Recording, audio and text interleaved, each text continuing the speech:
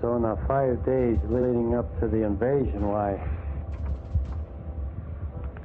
we were mostly all prepared up to that time. There wasn't much to do except that. And we were ready to move out to a bivouac area. We were in this assembly in this area, and it was unbelievably,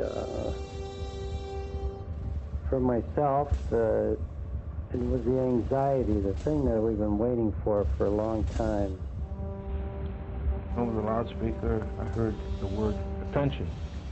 I, with the other troops, snapped to attention, and in the corner of my eye, I could see two men, one wearing an American uniform, the other a British uniform.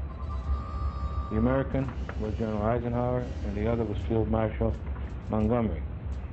General Eisen said that we were about to embark on a great cause, the liberation of Europe.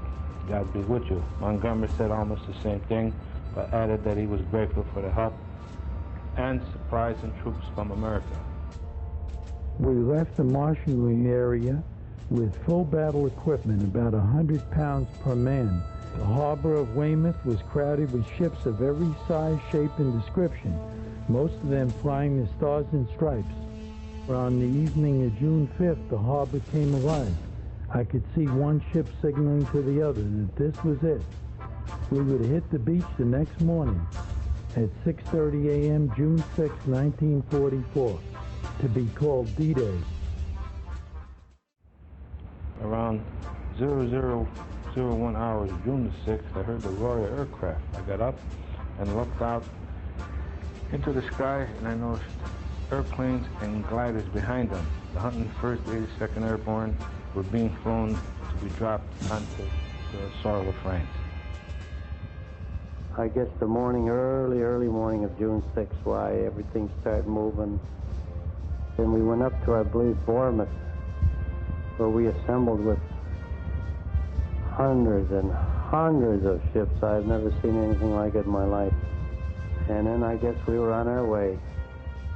Chaplain Kelly held a mass service on the deck of the Anvil, in which he requested God to see us through the landing safely.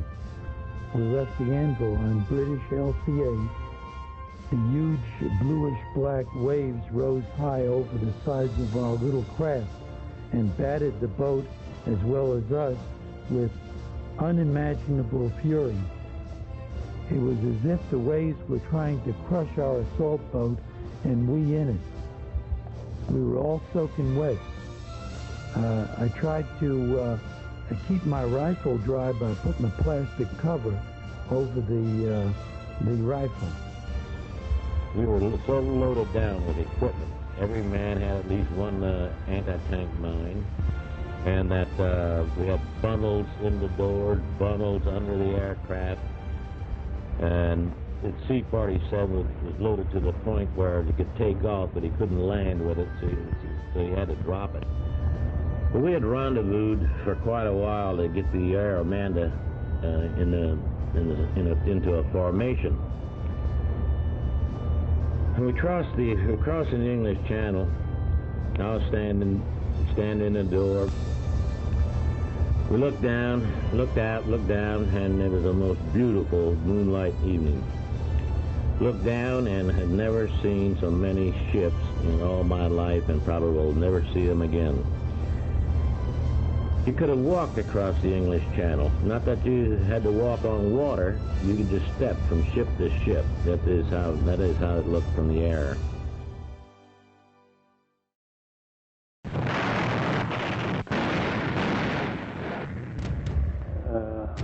so hard to describe. It was massive. It was massive. I can imagine being a German looking out through binoculars and seeing all this. No wonder Hitler didn't believe him. The fury of the water broke our front ramp, and the boat began to fill with icy channel water. But Lieutenant Donaldson rammed his body against the inner door of the ship and said, "Well, what are you waiting for? Take off your helmets and start bailing the water out." As the landing craft inched closer to the beach, shells began to explode around us. The craft next to us hit a mine and exploded. But as we were about to land, they had huge obstacles in the water. Big railroad tracks crisscrossed, sticking up out of the water so nobody could get close.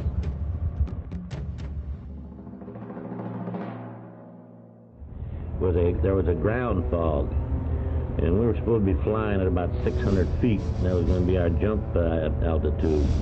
We couldn't see any landmarks. We couldn't see where we were going, or anything. But the order was before we left that no one would come back in the aircraft, whether we found our objective, whether we found our DZs or not. That we would go out somewhere over Normandy. Just as soon as it bailed out, I knew that was the end of it. That I was not coming back anymore, because I had never seen so many tracers in my life. Tracers all over the place that were shooting at us. I hardly got the thoughts out of my mind when I went through an apple tree. My feet just barely touched the ground. The top of my canopy had caught my fall, and I just hung there real nice, no problem.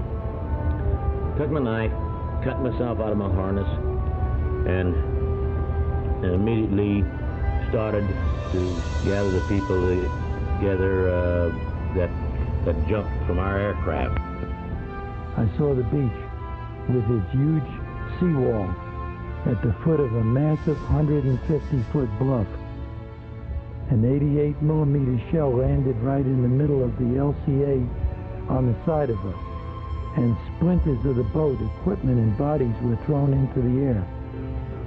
The ramp was lowered, and the inner door was open, and a German machine gun trained on the opening took a heavy toll of lives. I waded through the waist-deep water, watching many of my buddies fall alongside of me. I expected a bullet to rip through me at any moment from the right. I reached the stone wall. I looked down, and being washed around by the incoming water, I saw the bodies of my buddies who had tried in vain to clear the beach. When we hit the beach, I knelt down and kissed the dirt, whispered, "Thank you, God." I then looked around and saw many dead in the water and on the beach. My company was being held up by machine gun fire from the hill. Then Colonel Taylor, regimental commander, got up and said, "If we have to die, let's die on the hill." We moved out and took the hill, giving the Allies a foothold in France.